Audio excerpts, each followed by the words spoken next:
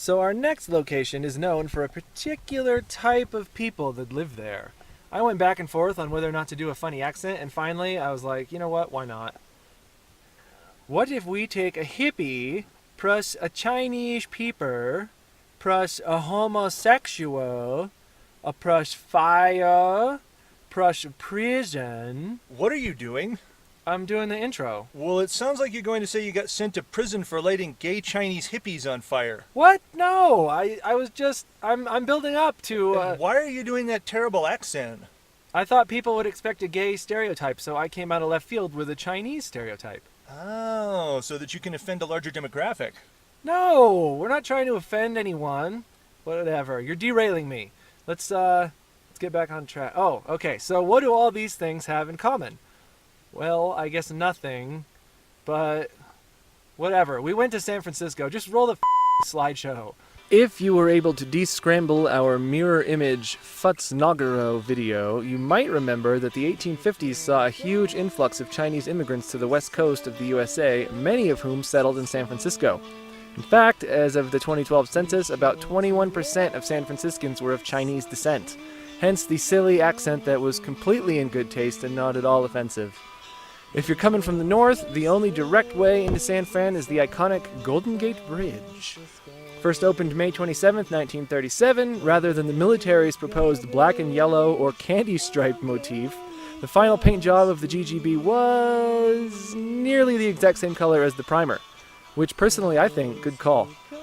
The color's name is International Orange, and you can find the recipe online. A not-so-fun fact, the Golden Gate Bridge is said to be the #1 suicide destination on Earth. My figuring actually puts Japan's Aokigahara Forest ahead, though thankfully it's not a competition. With over 1,500 people taking the roughly 245-foot plunge to their maker, the GGB does come in as the #2 spot to intentionally meet your end. As H.B. Wobber, the first man to use the bridge for this unintended purpose, put it, this is where I get off. However, in addition to the 30 or so jumpers that somehow survived and the 11 suicide hotline crisis phones located on the span, I read that just this year construction has begun on a massive steel safety net to catch would-be jumpers.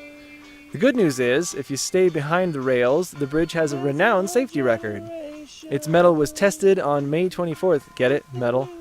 1987, when the 50,000 or so people expected to turn out for the iconic bridge's 50-year anniversary celebration ended up being more like 800,000.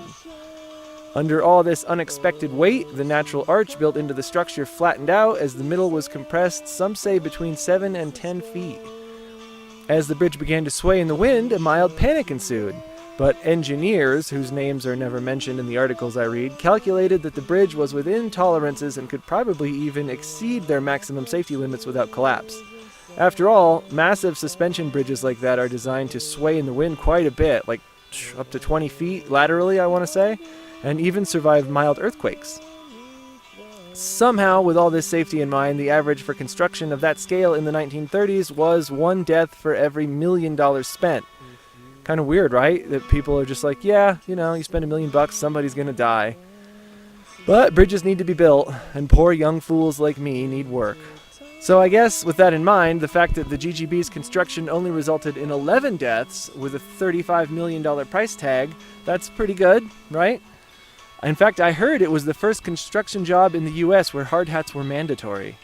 Speaking of hard hats, Dr. Arthur Molinari, a dentist, was the 1 billionth person across the bridge, for which he received a commemorative hard hat and a case of champagne. I wonder who the hell counted the 1 billion people that crossed it. You can pay the crossing toll with an electronic account or through the mail, with fees ranging from $6.50 up to $52, depending on the time of day and how many axles you have on your car, or truck, or bike. Once you make it safely across and find yourself in San Fran, there is a ton of trippy to see. We did a lot in 2 days, but you could spend a week just checking out all the weird stuff there. On that note, look up Emperor Norton sometime. Some of what we did see? Here's half a house. You can also see the house from Full House, if you care. I don't. There are the corporate goddess statues.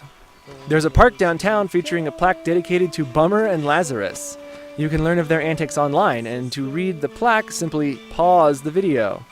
If you're lucky, you might catch a glimpse of San Fran's local peregrine falcons, or make your way over to Telegraph Hill and search for conure parrots. Be ready for a climb, though. San Fran is famous for its steep hills.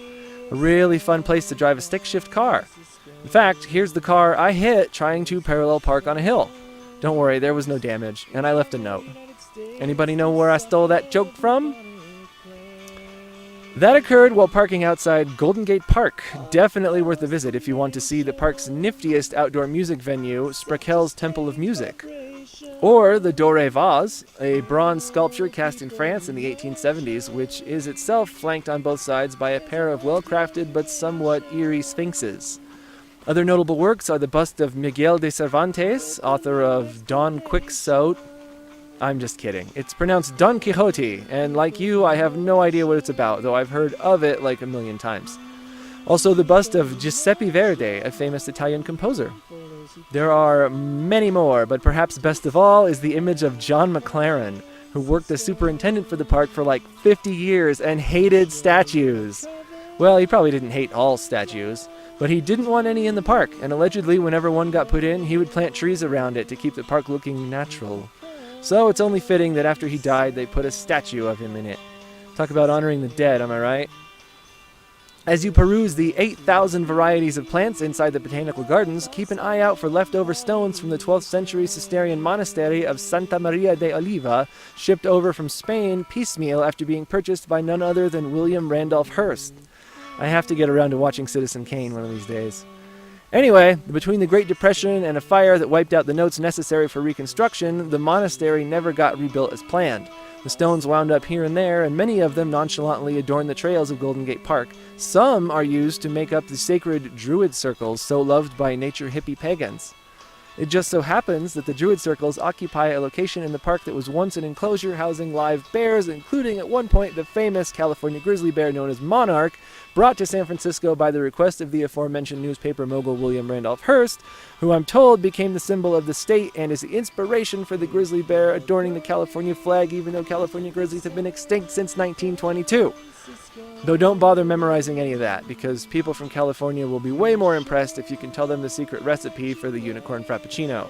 Even though it's just the outside of a building you get to see, I got a fanciful thrill from visiting the official headquarters of the Bohemian Club. You may have heard of the Bohemian Grove, also located in California, known for the spooky and very secretive annual meeting of the elite of the world. If you haven't heard but would like to, there are, I'm sure, hundreds if not thousands of hours of YouTube videos to entertain and terrify your fragile plebeian mind, and Alex Jones would be more than happy to lead you down the rabbit hole. All I think I know about the place is that it was founded in 1872 by a group of journalists and artists and musicians who all got together, and since then, membership has shifted to include the likes of high-powered businessmen and politicians, including some presidents of the United States. And of course, there's nothing creepy or weird about their club motto, "Weaving spiders come not here." If you have time and the tide's coming in, make your way out to the wave organ, a clever and elaborate quasi-musical device that relies on water flowing through concrete and PVC pipes to create trippy aquatic sound effects. Also, look at these boats. What the hell are they doing?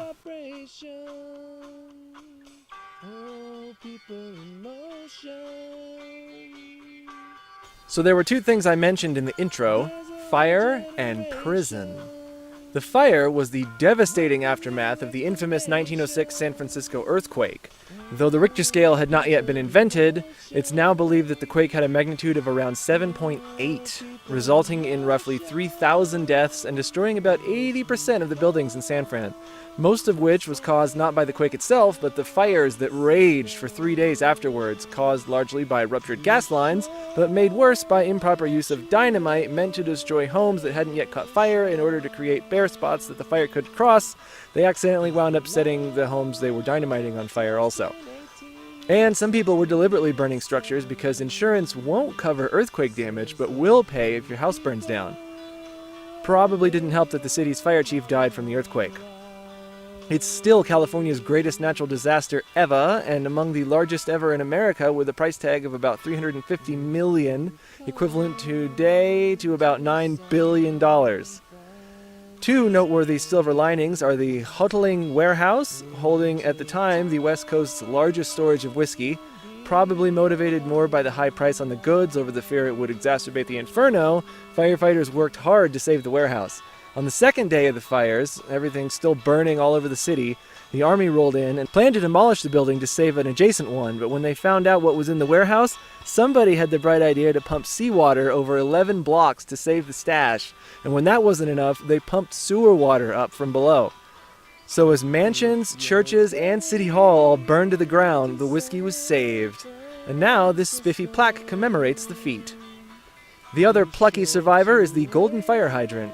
Located beside Dolores Park, it is said to be the only hydrant not damaged in the quake and is credited with saving the Mission District. So now it's painted gold that you may know where to pay your homage, sir. Let's not forget the prison. Surely you know the one I'm talking about. Though a bit pricey, the Alcatraz tour is totally worth it. It's one thing to look at pictures and read about the wacky shit that went on there, and you might as well because I can't cover it all here. But when you're there in person, looking at the dilapidated walls and the rusting bars, you get a way better sense of what it must have been like. Guard or prisoner, that place would have sucked. Though for the record, I'd rather be a guard. Even if I had to live right there on the island in the looming shadow of the prison, which some people did. Though it has a reputation for being hardcore, and it was maximum security, one inmate apparently claimed that the single-occupant cells and above-average food made Alcatraz one of the more favorable prisons around. In fact, some inmates actually requested to be transferred there. Of the 36 people who tried to escape, 23 were caught, 6 attacked the guards and took control of part of the prison for a while, but were shot in the ensuing Battle of Alcatraz, 2 drowned, and 5 probably drowned. Among the missing 5 was famous actor Clint Eastwood. What? Oh, really? One fateful night, as the story goes, another inmate covered himself in lard, squeezed out a window, and swam all the way to shore, only to be captured unconscious and hypothermic on the other side. Now there's actually a triathlon that involves swimming the chilly 1.5-mile distance across San Francisco Bay from Alcatraz Island. Then, in 1963, the prison closed. By 1964, Native American activists were requesting to own it. I guess the Treaty of Fort Laramie from 1868 allows Native groups to reclaim abandoned or unused government land that they stole from the natives in the first place. Talk about Indian giving, am I right? Sorry, I'm terrible. And so a bunch of guys, whose names I can't remember, but you can look up on Wikipedia, first occupied Alcatraz Island in '64 for about 4 hours, offering to buy the land for the same price the local natives had been given, which was about 47 cents an acre. A whopping $9.40 to buy Alcatraz. Then in '69, a group made their way out and claimed the island by right of discovery, which is actually kind of funny, and quite poignant, I might say. They were removed by the Coast Guard, but more of those rascals got out there, and the 19-month occupation of Alcatraz began. It reached around 400 people at its height. The occupiers garnished publicity, even publishing a newsletter and broadcasting radio from the island. I read there's some footage on YouTube someone made out there during the occupation. They didn't get control of the island as a replacement cultural center for the one that burned down, but after over a year of occupation, when their electricity and water supplies were cut off and someone set fire to some of the buildings on the island, the momentum petered out and the last of the protesters were removed in '71. Good thing natives are treated fairly nowadays and there aren't any other protests or occupations in the news lately. Wait, what? Oh wow, this video got real long. I'm going to leave you guys with some delightful footage of the Seward Mini Park street slides.